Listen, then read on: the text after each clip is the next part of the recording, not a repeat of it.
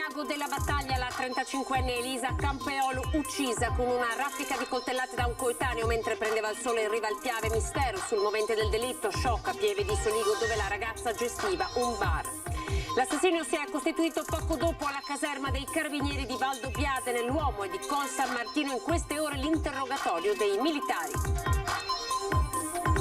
Grave incidente in autostrada 13, morto Adriano Dotta, un camionista di 54 anni di Cordignano, autostrada chiusa per ore, lunghe code sotto il sole. Nell'ultimo punto stampa quotidiano il governatore Zaia lancia il piano tamponi per l'estate, il Veneto non abbasserà la guardia sul Covid e poi lettere a casa per gli over 60 non vaccinati. Allarme criminalità organizzata nell'emergenza come nella ripartenza, sono 147 le persone titolari di nuove imprese note alle fiamme gialle. Dopo il caso della bellunese Samantha D'Inca, il comitato trevigiano per il referendum sull'eutanasia legale scende in campo con banchetti per la raccolta delle firme. Intanto raccontano, ci sono trevigiani che chiedono informazioni. Furbetto del reddito di cittadinanza scovato a Vedelago dai carabinieri, aveva finto di essersi separato cambiando residenza per abbattere il suo ISEE. Buonasera, ben ritrovati. L'informazione che arriva dalla Marca trevigiana ci porta a Moriago della Battaglia, dove una giovane donna è stata massacrata a coltellate oggi intorno alle 12. Ci colleghiamo subito con la nostra Daniela Sizia che ha seguito il caso e si trova in questo momento fuori dalla caserma dei Carabinieri di Valdobbiadene. Daniela, buonasera.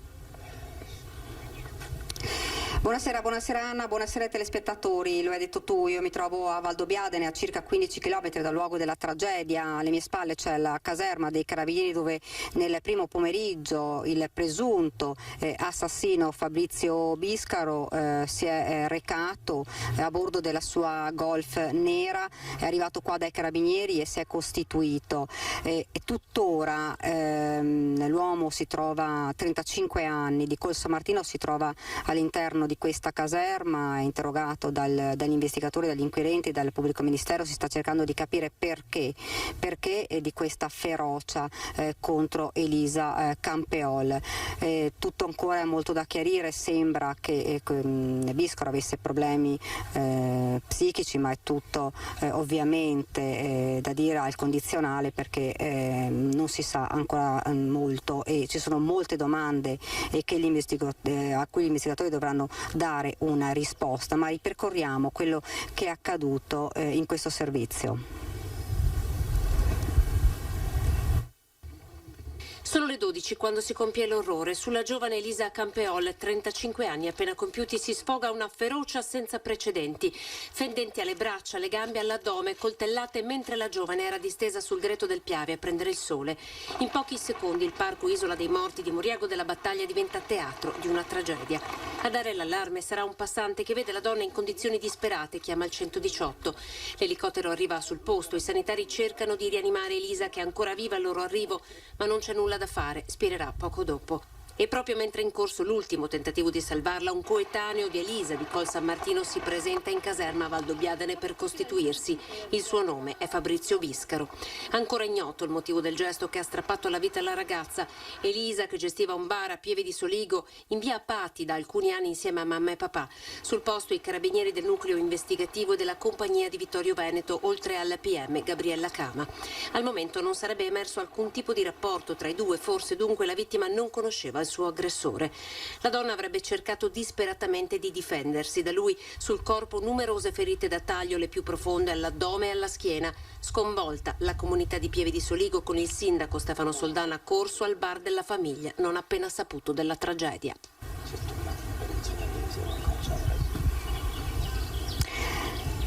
Dunque, come avete sentito, la comunità, tutte le comunità in realtà sono paesi che sono a distanza di pochi chilometri l'uno dall'altro, sono davvero sotto shock. A Pieve di Soligo è un momento davvero difficile, tutti si domandano come è potuto accadere un fatto così tragico, un fatto così di sangue, mentre una persona andava solo a prendere il sole. Che cosa abbia spinto a un raptus di follia? A Pieve di Soligo, come abbiamo detto, Elisa gestiva un bar storico dove tutti sono accorsi. Noi sentiamo adesso le parole del sindaco di Pieve di Soligo, Soldan.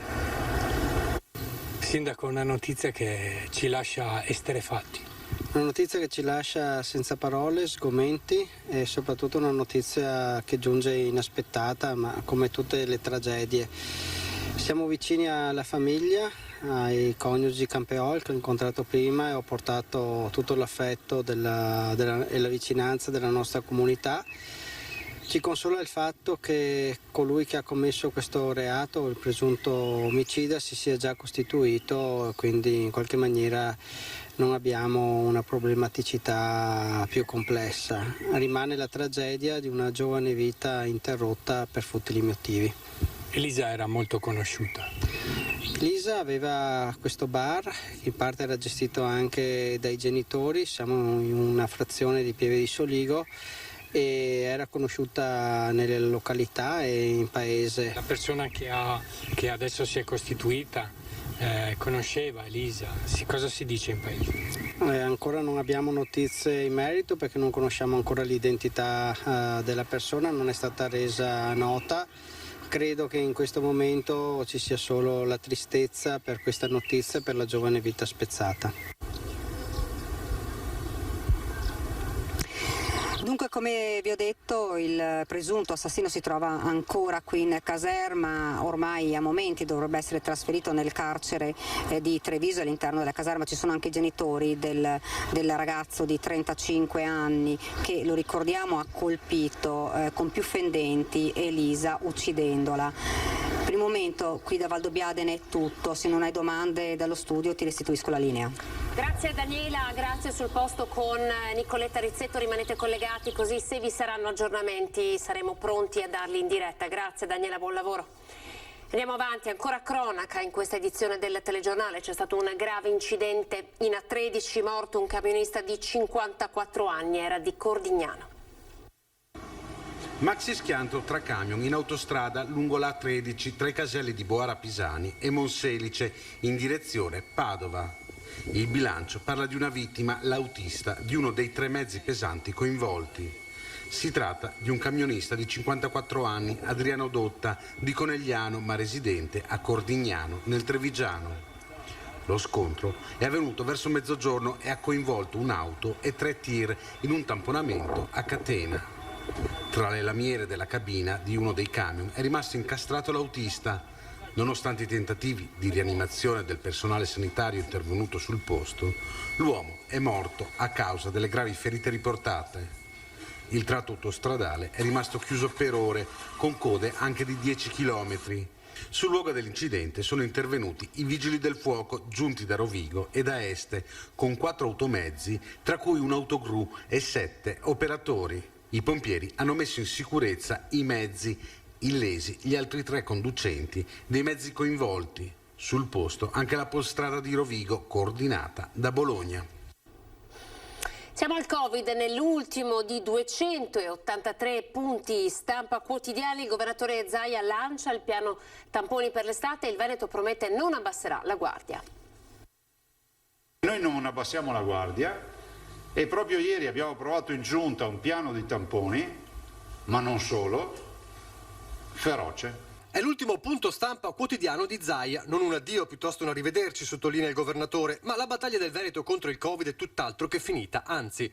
La situazione contagi grazie ai vaccini conferma il ritorno alla normalità ed è ufficiale lo stop alle mascherine all'aperto dal 28 giugno con la firma del ministro Speranza. Ora però, oltre all'appello sempre valido di non abbassare la guardia, c'è da approfittare dei mesi estivi per stanare il virus tutt'altro che scomparso e non trovarsi impreparati in autunno. Parola d'ordine, tracciare. 30.000 tamponi al giorno, da farsi a prescindere, con tanto di target per ogni ULS, che poi vedremo la tabella, sono 29.114 per essere esatti. 29.000 è il punto di partenza, non di arrivo.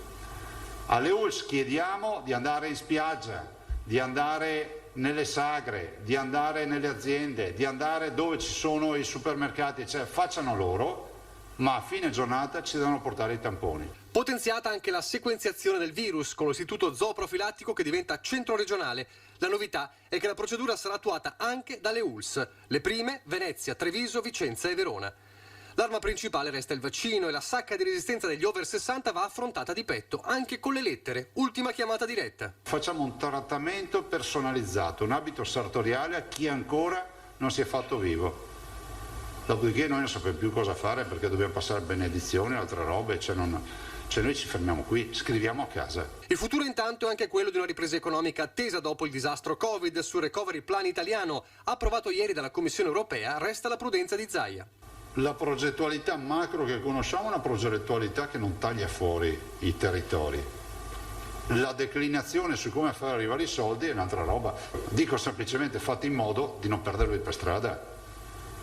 Perché sinceramente noi di robe da fare ne abbiamo tante. Ma è tempo anche di ripensare a un anno e mezzo di guerra e il tempo dei grazie. Se non avessi avuto questa passione, questo amore per il Veneto, non avrei dedicato 300 giorni tutti i giorni a dire ai veneti tutte le novità del coronavirus. Se dovessero dare una laurea honoris causa a un popolo per il coronavirus, dovevano dare i veneti. E poi grazie alla sanità, all'informazione di TV locali e giornali, strumenti cruciali per la comunicazione dell'emergenza. E ancora, i bimbi, per i quali il punto stampa era anche un momento di leggerezza con i disegni mandati a Marghera. Saluto e ringrazio tutti i bimbi che continuano a scrivere, li tranquillizzo sul fatto che abbiamo la mostra pronta da ottobre, abbiamo migliaia di disegni, faremo la mostra su tutti i capoluoghi di provincia, compreso Vo.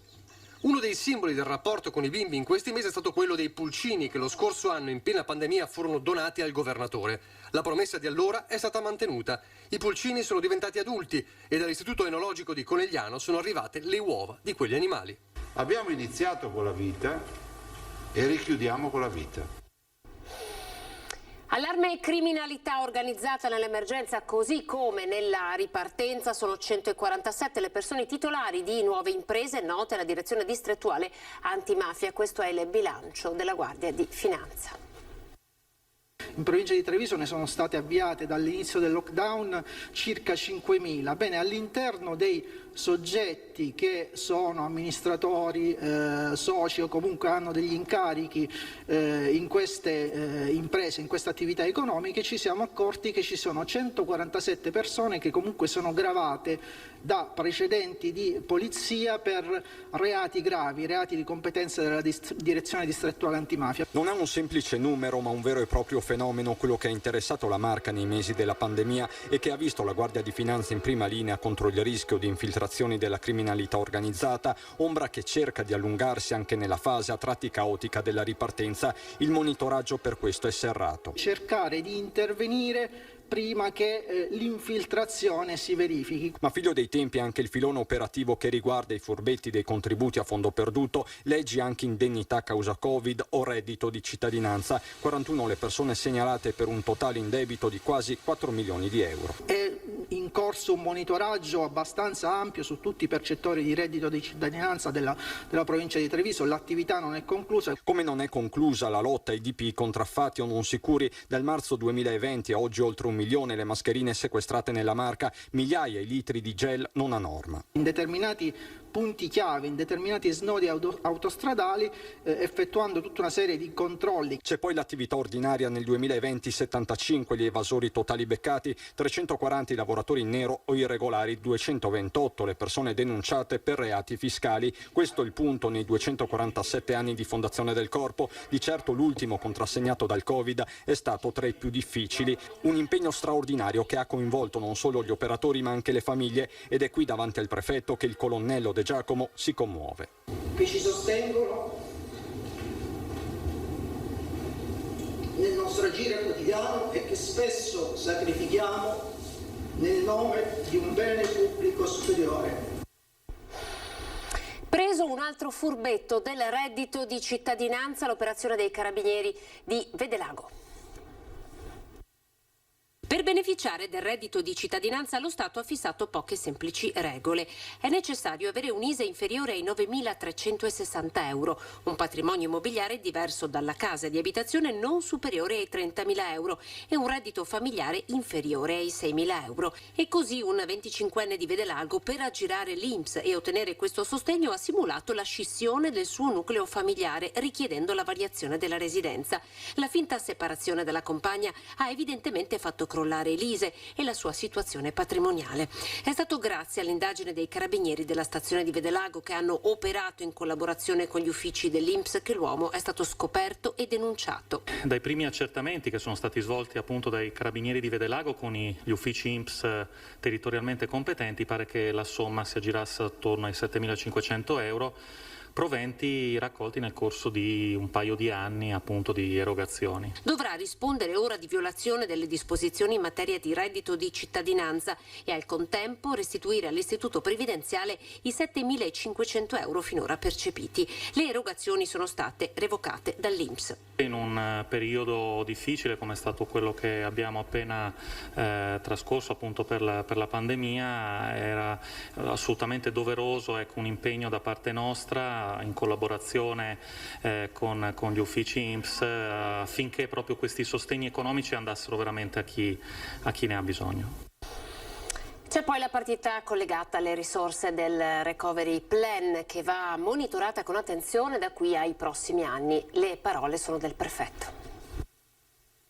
Questo sta iniziando, è un momento molto particolare che guarderà evidentemente anche questa provincia a livello di risorse che verranno riversate sia a livello di privati che di enti pubblici, e la cui corretto utilizzo, che anche ieri lo stesso Presidente del Consiglio ha richiamato la necessità appunto di un uso corretto e onesto delle risorse, evidenzia quanto sia necessaria l'opera di un corpo che è specializzato proprio in nella repressione di quelli che sono reati che sono proprio connessi all'utilizzo di risorse pubbliche. Il tema è di assoluta attualità perché quando le risorse del Recovery Plan arriveranno sui territori, istituzioni e imprese dovranno essere pronte non solo nel garantire operatività ma anche a rispettare e far rispettare la legge. È questo uno dei concetti ribaditi nel giorno del 247° anniversario della Guardia di Finanza, appello subito accolto dal sindaco di Treviso, prima città in Italia ad aver attivato un assessorato alla gestione proprio del Next Generation EU. Laddove ci sono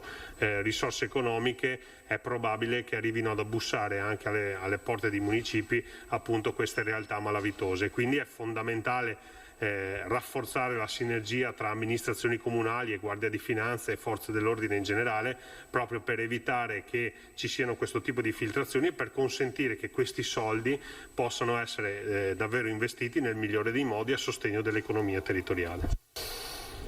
Ripresa economica e aumento dei prezzi, riparte l'osservatorio sui prezzi della Polizia Locale di Treviso.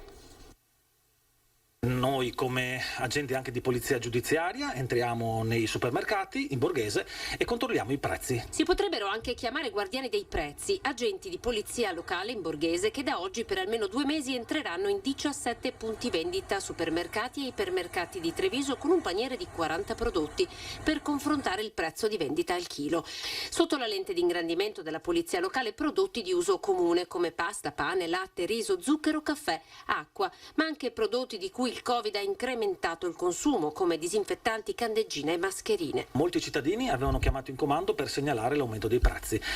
Di qui la creazione di un nucleo controlla prezzi proprio per la tutela del consumatore, con 600 accertamenti fatti tra marzo e aprile 2020, tra il mese di ottobre e novembre 2020 e adesso partiremo con una terza rilevazione. L'osservatorio sui prezzi della polizia locale è alla sua terza rilevazione, voluto fortemente dal comandante Andrea Gallo quando in pieno lockdown la speculazione su alcuni prodotti era fin troppo evidente. L'episodio della mascherina è stato clamoroso, nel senso che gli agenti hanno verificato la vendita di una mascherina semplice di cotone al costo di 10 euro. Dopo circa 10 giorni la mascherina è stata venduta a 5 euro, quindi con un abbattimento del 50%. Naturalmente questa segnalazione è partita. Tra i prezzi annotati nelle prime rilevazioni differenze anche di 2 euro al chilo su pasta, zucchine e caffè. Quando si può parlare di speculazione? La speculazione si può realizzare, anzi si realizza nel momento in cui c'è un sovrapprezzo del 40%. Quando c'è questa situazione parte la segnalazione al garante dell'autorità e della concorrenza. Andiamo in pubblicità tra poco.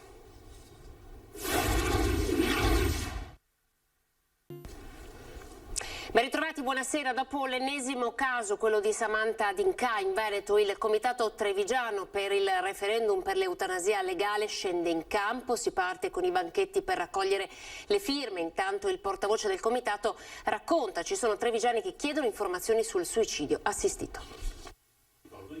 Batto insieme a mio marito contro muri di cemento. Sono le parole di Genzianella, la mamma della giovane Samantha Dinca, che da mesi giace in stato vegetativo in un letto del reparto di cardiologia dell'ospedale di Feltre. Ora, nonostante il rifiuto all'accanimento terapeutico da sempre espresso dalla ragazza, ma solo a voce e dai genitori, il comitato etico ha disposto un nuovo percorso riabilitativo a Vipiteno e la ragazza è stata trasferita. Anche per Samantha il rischio è di un nuovo caso Englaro e così da oggi la battaglia del comitato per il referendum sull'eutanasia legale si fa ancora più forte. La Corte Costituzionale ha chiesto al Parlamento di fare una legge, il Parlamento non vuole farla e quindi non resta che intervenire sull'articolo 579 del Codice Penale. Un articolo che oggi nega ai malati terminali la possibilità di essere accompagnati alla fine della vita e condanna il carcere chi li aiuta a farlo. Il Comitato Trevigiano ha annunciato una manifestazione nazionale, banchetti al mercato e nelle piazze per raccogliere firme fino a settembre. Vediamo anche oggi con l'intervento della Chiesa sul disegno di legge Zan si toccano molte sensibilità. È anche vero però che bisogna prendere atto che i cittadini ormai hanno maturato una chiarissima consapevolezza sul fatto che bisogna essere liberi anche di morire con dignità.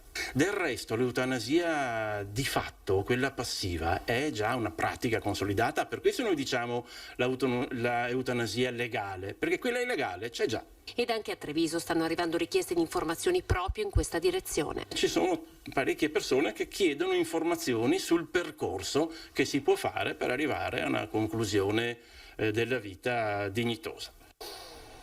I carabinieri di Pieve del Grappa hanno denunciato per furto aggravato un 46enne di Riese, Pio X, già con precedenti a carico. Grazie alle riprese di sistemi di videosorveglianza l'uomo è stato identificato come l'autore del furto dalla cassetta delle offerte di una somma di 100 euro circa, avvenuto il 6 marzo ultimo all'interno della chiesa parrocchiale di Borso del Grappa. Partenza questa mattina da Treviso per Road to Rome, il nuovo progetto di Bernardo Bernardini. Sono 750 km in bicicletta per sensibilizzare le istituzioni sul tema della disabilità. Ragazzi, ciao Bernardo, Il viaggio è iniziato. Bernardo Bernardini e i suoi 12 amici sono partiti da Piazza dei Signori a dare l'in bocca al lupo ai ciclisti ipovedenti e ciechi della squadra paralimpica Dopla di Treviso, il sindaco Mario Conte. Faccio davvero un grande in bocca al lupo a Bernardo per questo ennesimo viaggio della solidarietà, un grande uomo, un grande sportivo che ogni volta mette a disposizione non solo le gambe ma anche tanto cuore, quindi sosteniamo tutti questa ennesima sfida. È un viaggio non tanto lungo, soltanto fino a Roma, insomma, però lui va a Roma con un altro intento rispetto ai politici, va per far tanto bene, quindi grazie Bernardo. Grazie Mario. Per Road to Rome gli atleti dovranno percorrere 110 km in tandem e bicicletta ogni giorno, raggiungeranno la capitale il 30 giugno. Tra 10 minuti partiamo e andiamo a direzione Roma, dai, intanto andiamo a Padova, andiamo a Praglia e dopo piano piano oggi facciamo Vo e poi Rovigo, per cui dai, l'emozione c'è e siamo pronti.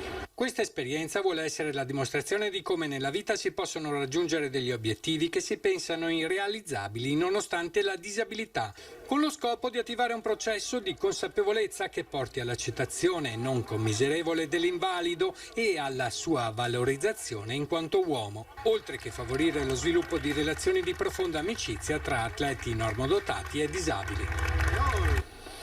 Abbiamo aperto il nostro notiziario con l'omicidio di Elisa Campeol, 35 anni a Moriago della Battaglia. Oggi intorno all'ora di pranzo l'omicida si è costituito. Torniamo a collegarci con la nostra Daniela Sizzia che si trova davanti alla caserma dei Carabinieri di Valdobbiadene. Daniela, buonasera, ci sono novità? Buonasera Anna, novità ancora non ce ne sono, nel senso che l'uomo che si è costituito nel primo pomeriggio arrivando qua con la sua auto, una Golf nera, si trova ancora all'interno della caserma dei Carabinieri, lo stanno ascoltando, sono ore che sta parlando e per capire che cosa possa aver fatto scattare questa follia omicida del presunto assassino. Gli investigatori stanno cercando di studiare la sua personalità davvero per capire perché è arrivato sul Greto del Piave con un coltello. Sembra quasi confermato, insomma, ormai che l'uomo non conoscesse Elisa, dunque veramente un raptus di follia. Due famiglie che sono distrutte, quelle della famiglia del presunto omicida, che si trovano proprio all'interno della caserma, la mamma e il papà disperati ovviamente per quello che il figlio ha fatto, e ovviamente i familiari della vittima Elisa, che non possono far altro che piangere e veramente cercare delle risposte. Forse saranno davvero difficili da trovare per capire un gesto talmente feroce, quello di questo pomeriggio, che ha veramente distrutto la vita, tolto la vita ad una persona che andava solo per prendere il sole, un momento, una giornata di relax e di spensieratezza che in realtà è terminata in tragedia. Due famiglie distrutte. Fino a poco tempo fa qua alla caserma c'erano anche il colonnello, il comandante del provinciale di Treviso dei Carabinieri, il colonnello Magro, e il colonnello Turrini. Ci sono dei movimenti, la persona dovrebbe essere fra poco portata nel carcere di Treviso, ancora si trova, ripeto, all'interno di questa caserma qui dei Carabinieri, dove nel primo pomeriggio si è costituito. La linea a te, Anna, se non hai domande. Grazie Daniela Sizia con Nicoletta Rizzetto sul posto. Buon lavoro a voi. Apriamo noi ora la pagina del Bellunese. E un'altra tragedia apre anche questa edizione del notiziario, uno scatto prima della tragedia, è quello che state vedendo, una 50enne veneziana, Anna Maria Nerosi, è morta oggi in Val di Zoldo, scivolata dalla cresta degli Sfornoi, dove si era recata in escursione con alcuni amici. La donna viveva ad Erto e Casso, aveva aperto da poco un bed and breakfast dopo aver vissuto a lungo nel veneziano. Poco prima del dramma aveva postato sulla sua pagina Facebook proprio il selfie che state vedendo. L'allarme è scattato poco prima delle 14, quando la centrale del 118 è stata allertata dai compagni. I tre amici si trovavano nelle vicinanze della cima di mezzo quando la donna ha perso l'equilibrio ed è precipitata. L'allarme del SUEM di Pieve di Cadore ha individuato l'elicottero, del SUEM di Pieve di Cadore ha individuato il punto in cui si trovavano i due uomini e, abbassatisi sulla verticale, hanno scorto quello della donna. Era a 150 metri più in basso. Parliamo di ACC ora, perché si torna a respirare. Dopo l'incontro in regione è trovata la disponibilità di creditori e fornitori. Resta il nodo del piano industriale. Facciamo il punto con i sindacati. Le notizie date ieri in regione ci hanno rassicurato sul futuro immediato dell'azienda. Resta però per noi ancora una grossa incognita su quello che sarà il futuro a lungo termine. In particolare noi chiediamo espressamente al governo più chiarimenti rispetto al piano industriale. Mentre si continuano ad attendere risposte dall'esecutivo nazionale, in Valbelluna si tira un parziale sospiro di sollievo dopo la riunione in regione che ha ratificato la disponibilità di creditori e fornitori a sostenere la CC, forse nella sua estate più lunga. Per i sindacati questo interesse sta a significare soltanto una cosa. Io credo sia solo la ratifica di una situazione oggettiva, cioè il mercato ha ratificato che questo è uno stabilimento che è riconosciuto. Io credo che questo oggi sia stato incontrovertibile e che dimostri la straordinaria capacità che questi lavoratori e queste lavoratrici hanno avuto di mantenere aperta l'azienda. Non solo, la Regione è pronta ad anticipare e monitorare l'erogazione di ammortizzatori sociali, come assicurato dall'assessore al lavoro Elena Donazzan, in particolare la cassa integrazione straordinaria, perché sì, si continuerà a produrre ma a quantità ridotte. L'obiettivo è arrivare comunque operativi al momento della vendita per Wambao ACC, prevista a settembre, atto dovuto all'interno della procedura di amministrazione controllata. Andremo alla vendita a chi fosse interessato con un'azienda aperta e non come si pensava, o forse come qualcuno spera, diciamoci le cose come stanno, è un'azienda chiusa. Quindi resteremo aperti fino ad agosto, probabilmente a settembre fino alla chiusura della gara. Giornata importante per la sanità del Bellunese. Oggi, liberato dal Covid, torna alla funzione originaria di ospedale di comunità, quello di Feltre. Oggi possiamo essere contenti che con l'attuale quadro epidemiologico non abbiamo la necessità di avere delle strutture dedicate ai pazienti Covid in fase acuta o post-acuta, e quindi gli ospedali di comunità tornano alla loro funzione originaria. L'ultimo paziente Covid all'ospedale di comunità di Feltre è stato dimesso il 18 giugno, l'ultimo di una lunghissima serie iniziata nel marzo 2020. Sono state infatti 223 le persone assistite nel corso delle 3 ondate della pandemia. Adesso che l'emergenza sembra quindi alle spalle, seppure senza trionfalismi, si torna alla vocazione delle origini, con l'ospedale di comunità chiamato a fare da ponte tra strutture sanitarie e territoriali, case di riposo in primis, ma anche rispettivi domicili, in un territorio come quello feltrino, da sempre uno dei più anziani in Italia, un presidio fondamentale anche per le famiglie. In questo momento il nostro ospedale di comunità dispone di 15 posti letto. Hanno una media grosso modo di occupazione che va dalle 4 alle 6 settimane, in alcuni casi specifici dove la componente sociale è particolarmente rilevante e quindi vi sono delle difficoltà alla dimissione, il periodo si può prolungare fino ad 1 mese e mezzo, 2. Il nuovo reparto sarà ospitato al terzo piano del padiglione Dalla Palma, anche se per l'autunno si studia una nuova collocazione, quella definitiva.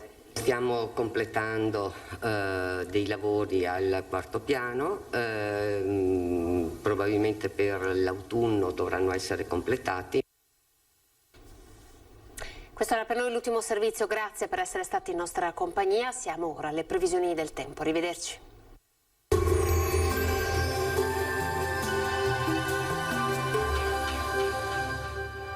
Lasciati ispirare dai nostri pavimenti e rivestimenti R di bagno. Tu scegli, noi pensiamo a tutto il resto.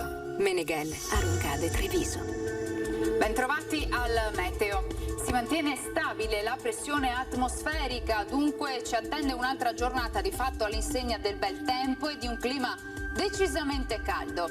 Vediamo insieme il dettaglio di giovedì 24 giugno. Sul Veneto sempre bel tempo soleggiato, il cielo infatti si presenterà sereno o al massimo con qualche velatura. Qualche addensamento ci sarà, ma insomma senza ulteriori conseguenze. Diamo ora uno sguardo alle temperature, le minime saranno comprese tra 16 e 21 gradi, massime comprese invece tra i 29 e i 36 gradi, dunque davvero bollenti. Ci spostiamo ora sul Friuli Venezia Giulia, anche qui tanto sole dappertutto, ma anche in questo caso qualche nuvoletta ci sarà, ma del tutto innocua. Temperature minime tra 18 e 21 gradi, massime sui 28-32 gradi. Infine diamo uno sguardo alla situazione del Trentino Alto Adige, anche qui ampio soleggiamento un po' per tutto l'arco della giornata e senza piogge degne di nota. Temperature minime intorno ai 17 gradi, massime infine sui 30 gradi all'incirca. Dal meteo di Antena 3 per ora è tutto, grazie per l'attenzione e arrivederci.